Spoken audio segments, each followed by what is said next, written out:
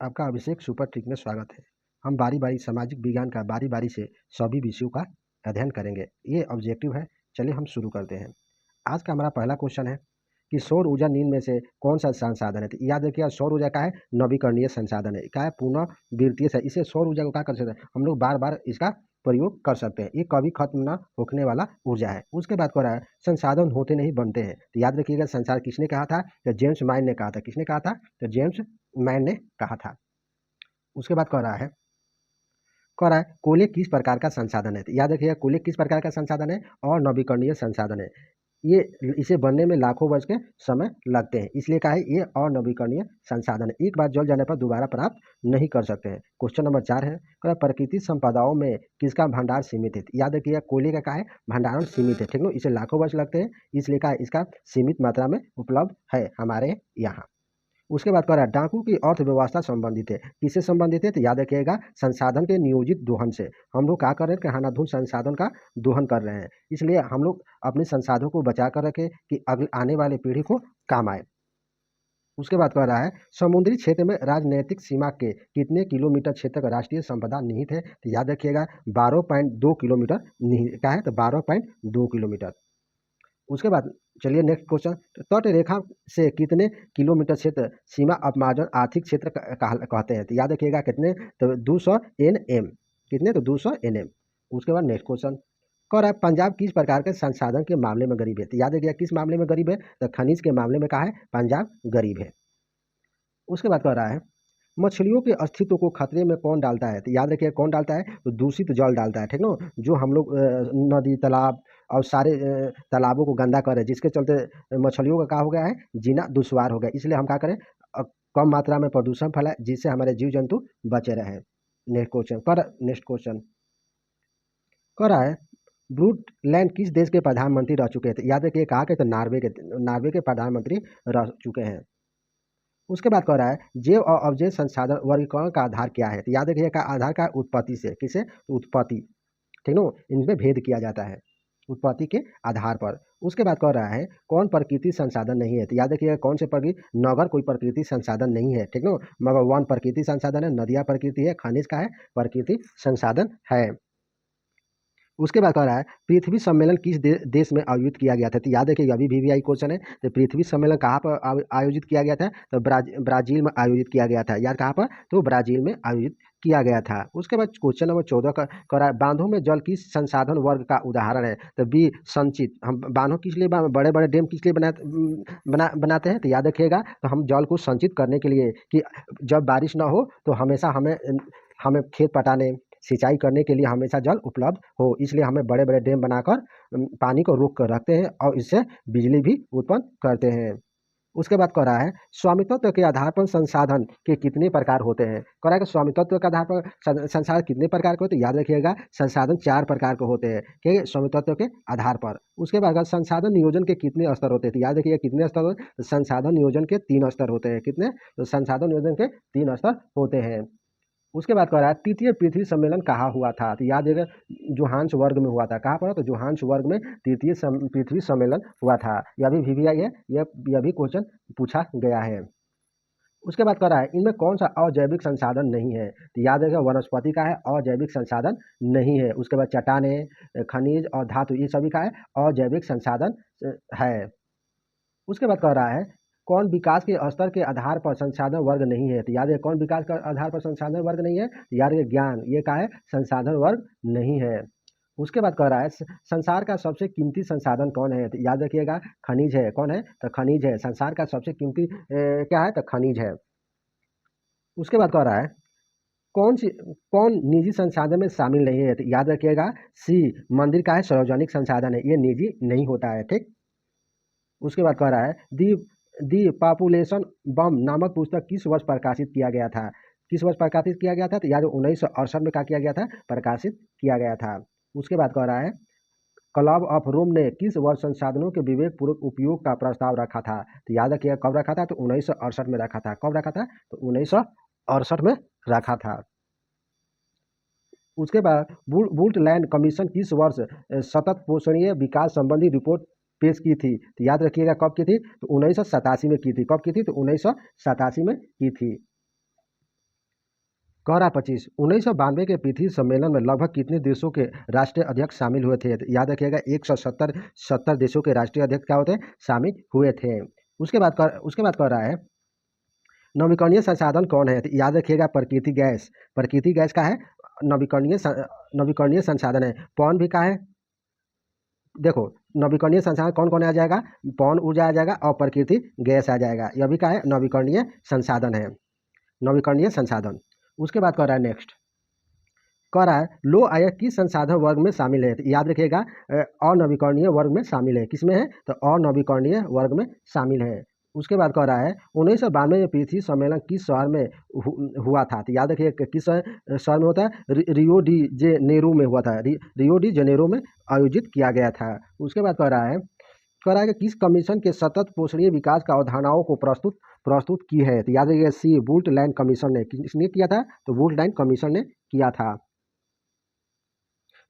कह रहा है ज्वारीय ऊर्जा किस प्रकार के संसाधन का उदाहरण है? तो याद रखिए जो ज्वारीय है तो वो नवीकरणीय ऊर्जा का संसाधन है, ठीक ना। इसे बार बार उपयोग हम लोग कर सकते हैं।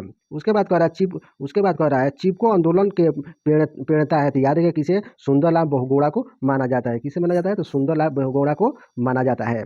उसके बाद कह रहा है किस प्रकृति संसाधन का भंडार सीमित है? तो याद है किसका? खनिज तेल का क्या है? सीमित है, ठीक ना। प्रकृति संसाधन का भंडार का है? सीमित है। सौर ऊर्जा अपार ये बहुत सारे हैं। पवन ऊर्जा भी का है? नवीकरणीय संसाधन। जल ऊर्जा भी का है? ये सभी नवीकरणीय संसाधन है। खनिज तेल का है और नवीकरणीय संसाधन की श्रेणी में आता है। उसके बाद कह रहा है राजस्थान में किस संसाधन की कमी है? तो याद रखिए किसका कमी है? जल संसाधन का है? राजस्थान में कमी है, वहाँ पर कम मात्रा में बारिश होती है। उसके बाद कह रहा है स्मॉल इज ब्यूटीफुल नामक पुस्तक के लेखक कौन है? तो याद रखिए कौन है? सुमेश सर है। कौन है? तो सुमेश सर है। उसके बाद कह रहा है कौन सा सामुदायिक संसाधन नहीं है? तो याद रखिएगा कौन सा है? तो कृषि का है सामुदायिक संसाधन के श्रेणी में नहीं आता है, ठीक ना। शमशान घाट सामुदायिक संसाधन है, विद्यालय भी सामुदायिक है, चारागाह भी का है सामुदायिक संसाधन है, मगर कृषि का है सामुदायिक संसाधन की श्रेणी में नहीं आता है। उसके बाद कह रहा है हमारा साझा भविष्य क्या है? तो याद रखिए का एक पुस्तक है। का है? तो हमारा साझा भविष्य का है? तो एक पुस्तक है। उसके बाद कह रहा है भारत का लद्दाख क्षेत्र किस संसाधन में धनी है? तो याद रखिए किस संस्कृति विरासत में का है? हमारे लद्दाख क्षेत्र का है? विकसित है, धनी है।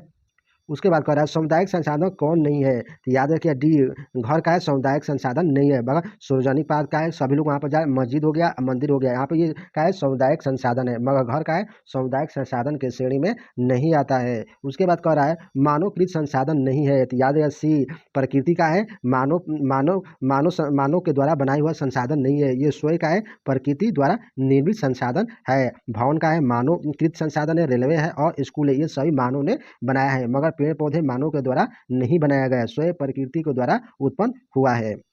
उसके बाद कह रहा है सार्वजनिक पार्क और पिकनिक स्थल किस प्रकार के संसाधन वर्ग में शामिल होते हैं? तो यार सामुदायिक संसाधन के श्रेणी में आते हैं। किसके श्रेणी में आते हैं? तो सामुदायिक संसाधन के श्रेणी में आते हैं।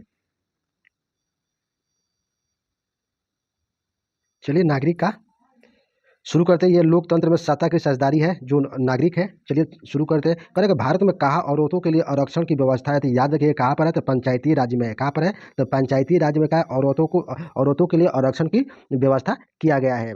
उसके बाद कह रहा है सांप्रदायिक राजनीति का आधारित होती है। तो याद रखिए का धर्म होती है। क्या होती है? धर्म पर। उसके बाद कह रहा है अंतर्राष्ट्रीय महिला दिवस किस तिथि को मनाया जाता है? तो याद है कि 8 मार्च को कहा गया अंतर्राष्ट्रीय महिला दिवस मनाया जाता है। यह भी याद है कि VVIS सही परीक्षाओं के में आने वाला क्वेश्चन होता है। क्या करें? अंतर्राष्ट्रीय महिला दिवस कब तिथि को मनाया जाता है? याद 8 मार्च को मनाया जाता है।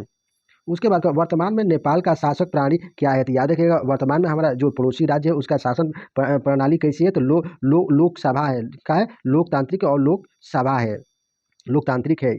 उसके बाद कह रहा है कि भारतीय संविधान के अनुच्छेद 19 में देश के सभी नागरिकों को मूल अधिकार दिया गया है। तो ये स्वतंत्रता का अधिकार कहाँ पर दिया गया? स्वतंत्रता का अधिकार दिया गया है।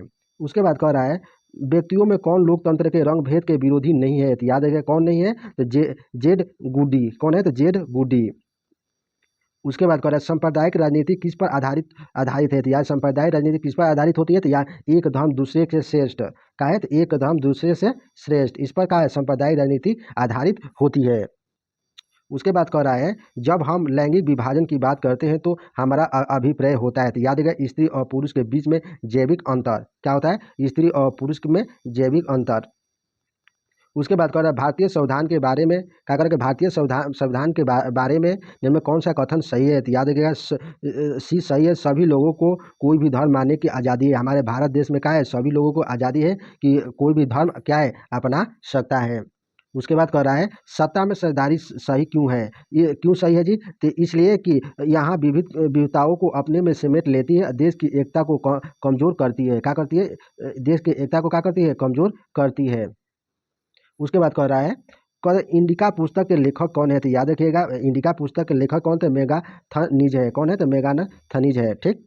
उसके बाद कह रहा है सामाजिक विभाजन को संभालने के संदर्भ में कौन सा कथन लोकतांत्रिक व्यवस्था पर लागू नहीं होता है, डी कह रहा है कि लोकतंत्र सामाजिक विभाजन के आधार पर समाज में को विखंडित की ओर ले जाता है, ये क्या है, ये सही नहीं है।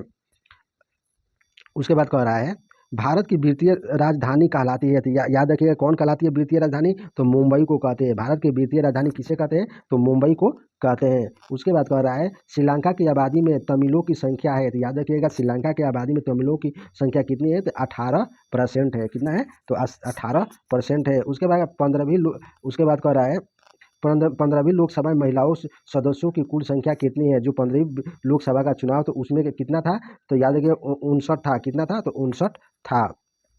उसके बाद कह रहा है अमेरिका में अश्वेत शक्ति आंदोलन उग्र रूप से कब उभरा, तो याद रखिए कब, तो 1966 में उभरा, कब हुआ, तो 1966 में उभरा। उसके बाद कह रहा है कि डरबन में नस्ल भेद विरोधी सम्मेलन हुआ था, तो कब हुआ था, तो याद रखिएगा 2001 में हुआ था, कब हुआ था, तो 2001 में हुआ था।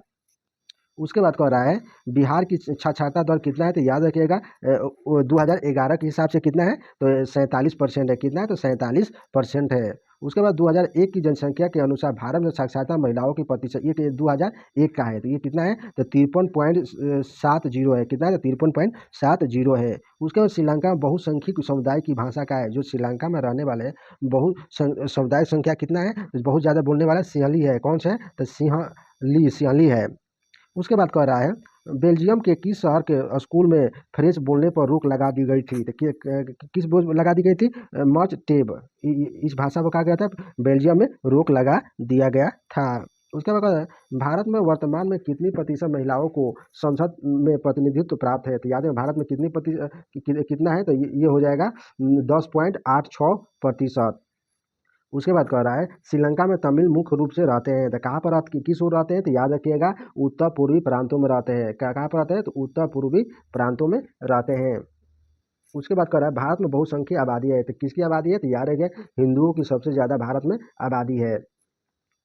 उसके बाद कह रहा है भारत संसाधन के अनुसार भारतीय संविधान के अनुसार भारतवर्ष को घोषित किया गया था, तो कब किया गया था, धर्मनिरपेक्ष राज्य क्या किया था, भारत को घोषित किया गया था। यहाँ पर अनेक धर्म के लोग क्या करते हैं, निवास करते हैं और मिलजुल कर रहते हैं। उसके बाद कह रहा है किस संस्था में महिलाओं को 50% आरक्षण प्रदान किया गया है, तो याद रखिएगा कहाँ पर किया गया था, अब शुरू में ही बताए थे स्थानीय पंचायती राज संस्था में क्या किया गया है, उनको 50% क्या गया आरक्षण दिया गया है। उसके बाद कह रहा है अलग अलग भाषा बोलने वाले लोगों का आधार पर सामुदायिक सरकार गठन करने का अधिकार किस देश के नागरिकों का दिया गया है, तो याद रखिएगा बेल्जियम को, किसे दिया गया है, तो बेल्जियम को दिया गया है। उसके बाद कह रहा है काले दस्ताने और बांधी हुई मुठिया प्रतीक थी, किसकी प्रतीक थी, अश्वेत शक्ति का, किसका, तो अश्वेत शक्ति का प्रतीक था। उसके बाद कह रहा है कौन व्यक्ति ऐसे हैं जिनका नाम दलितों के उत्थान से संबंधित नहीं है, तो याद रखिए कौन सा है, तो डॉक्टर राजेंद्र प्रसाद, किसे, तो डॉक्टर राजेंद्र प्रसाद। उसके बाद कह रहा है देशों में किस धार्मिक और जातीय पहचान के आधार पर व्यक्ति व्यापक रूप से विखंडन का परिणाम भुगतना पड़ा, तो याद रखिए किसे, युगो अस्लाविया को भोगना पड़ा। उसके बाद कह रहा है सत्ता की साझेदारी की एक अनूठी और सर्वोत्तम प्रणाली किस देश विकसित की गई थी, तो याद रखिए बेल्जियम, किसे, तो बेल्जियम को। उसके बाद कह रहा है ऑस्ट्रेलिया धावक पीटर नार्मन ने एफ्रो अमेरिका धावक के प्रतीक पुरस्कार वितरण समारोह में अपना समर्थन किस प्रकार व्यक्त किया था? तो याद रखिए किस प्रकार व्यक्त किया गया था? मानव अधिकार बिल्ला लगाकर। कौन? तो मानव अधिकार बिल्ला लगाकर किया गया था।